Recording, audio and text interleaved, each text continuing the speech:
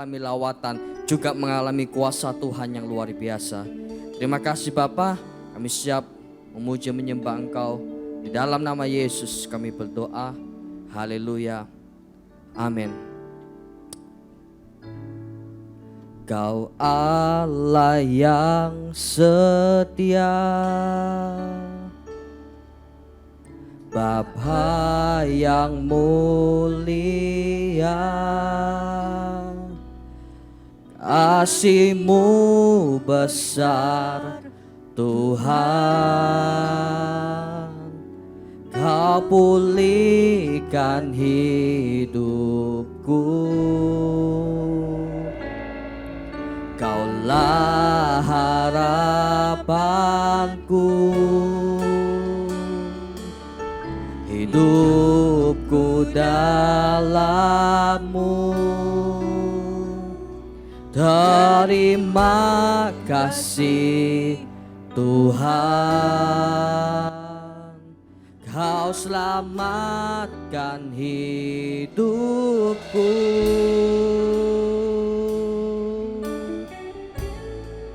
Dengan apa kan ku balas segala kebaikan-Mu? Segenap hatiku menyembah-Mu Yesus. Ku bersyukur padamu. Dengan apa kan ku balas segala kebaikan-Mu? Segenap hatiku menyembah-Mu Yesus. Ku bersyukur padamu selamanya. Mari Bapak Ibu katakan, Kau Allah yang setia, Bapa yang mulia, kasih-Mu besar Tuhan. Kau pulihkan hidupku, Kaulah harapanku, hidupku dalam-Mu. Terima kasih Tuhan, Kau selamatkan hidupku.